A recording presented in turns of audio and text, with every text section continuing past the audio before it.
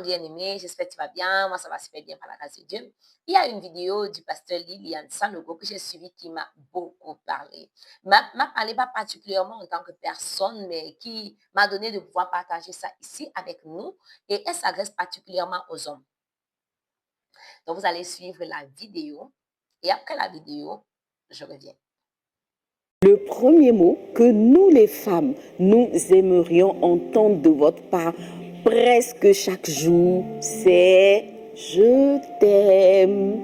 Voilà, on veut tout simplement que vous puissiez nous dire que vous nous aimez. Alors, si un homme veut donner de la vitalité à sa relation conjugale, ou si il y a des problèmes, on ne se comprend plus depuis un moment dans la maison, la femme boude, etc., commence par lui dire tout simplement « chérie, je t'aime ». Le je t'aime vient témoigner de quoi? Vient témoigner du fait que tu comptes encore, ou plus exactement qu'elle compte encore à tes yeux. Quand une femme entend je t'aime de la part de son conjoint, elle comprend que peu importe ce qui se passe en ce moment, peu importe son ressenti, il aime. Elle comprend que la relation est toujours solide, qu'il y a encore de l'avenir pour cette relation conjugale. Donc, je t'aime vient traduire en fait les sentiments profonds de l'homme. C'est vrai que l'homme n'a pas le temps d'expliquer oui, j'aime ceci, j'aime cela, oh, je suis avec toi, etc.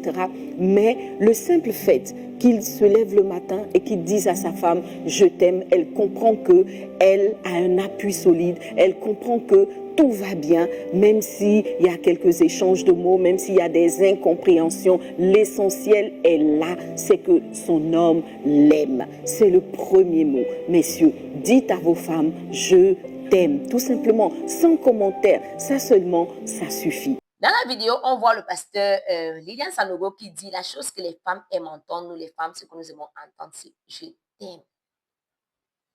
Quand un homme célibataire entend, il va se dire, ah, que Dieu envoie seulement ma femme, que je rencontre seulement la femme, là, je vais lui dire, je t'aime matin, midi, soir. C'est facile de le dire quand on n'est pas encore marié. Pourquoi j'attire notre attention sur une telle vidéo?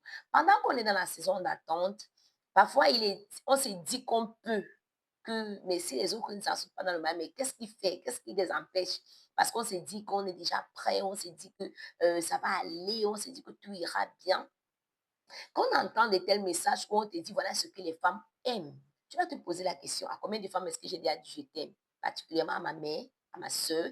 Est-ce que je suis quelqu'un qui donne facilement des compliments? Est-ce que je sors de telles paroles facilement de ma bouche? Est-ce que je peux facilement dire à une amie, à des amis, même à mes frères et des hommes, je t'aime, bro? Bro, je t'aime. On sait des choses qu'on ne voit pas souvent les hommes dire. Est-ce que tu peux dire à ta soeur, la soeur née de ton père et de ta mère, ma soeur chérie, est-ce que je t'aime? Est-ce que tu peux dire à ta mère, maman, je t'aime? Est-ce que des choses qui sortent de ta bouche? Si ça ne sort pas de ta bouche aussi facilement, dis-toi que demain, ça sera difficile pour toi de le dire à ta femme.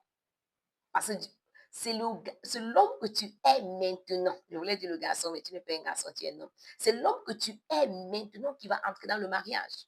Overnight, tu ne vas pas changer. Du jour au lendemain, tu ne vas pas dire que tu dis oui, je le veux. Ton système de pensée, ta personnalité ne change pas automatiquement.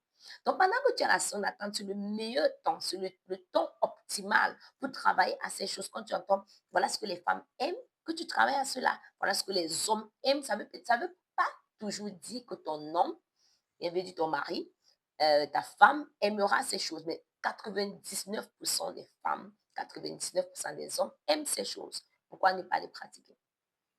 Un des grands challenges, un des grands problèmes que l'on observe dans le mariage, quelqu'un va me dire, maman, tu n'es pas mariée, tu dis quoi? Ah, voilà, parler du mariage, il ne l'était pas. Beaucoup de personnes dans le mariage rencontrent des difficultés parce ils n'arrivent pas à parler le langage d'amour de leur conjoint. C'est très facile de donner ce qu'on aime.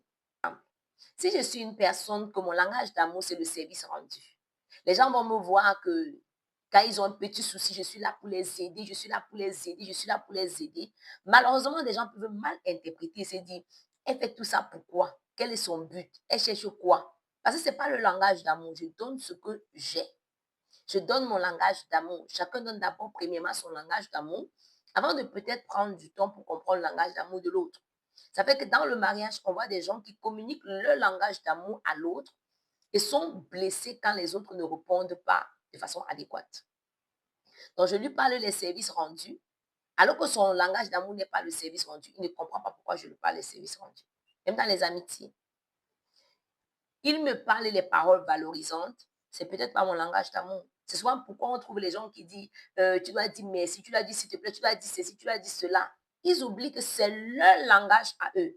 Tu peux dire ça à quelqu'un, ça lui fait rien, il s'en fout. À lui, c'est que tu ne lui as rien dit de bon. Parce qu'il ne comprend pas ça, ce n'est pas son langage. Et malheureusement, il y a des personnes qui te disent voilà comment tu dois parler aux gens, voilà comment tu dois faire aux gens. Parce que la personne est en train d'essayer de communiquer son langage d'amour. Donc, pendant que tu es encore célibataire, c'est un livre très intéressant, Les 5 langages d'amour. Prends le temps de le lire, ça t'aidera, ça va te préparer à pouvoir comprendre le langage d'amour même de ton futur conjoint. Parce que quand il viendra, il essaiera de te parler d'abord le sien et ça t'aidera à pouvoir le détecter. Vice-versa pour les hommes. Donc, pendant que tu es encore célibataire, apprends à dire, bro, je t'aime. 6 à ta soeur de sang. Hein. Je t'aime. Parce que s'il y a une soeur qui n'est pas ta soeur de sang, elle risque de comprendre ça comme le vrai je t'aime. Et après, elle va dire que tu as brisé mon cœur. Donc, apprends, dis-le à ta maman, maman, je t'aime. Ce sont des choses que l'on peut apprendre qu'on a encore à son attente. Shalom, shalom, abonnement béni. À la prochaine.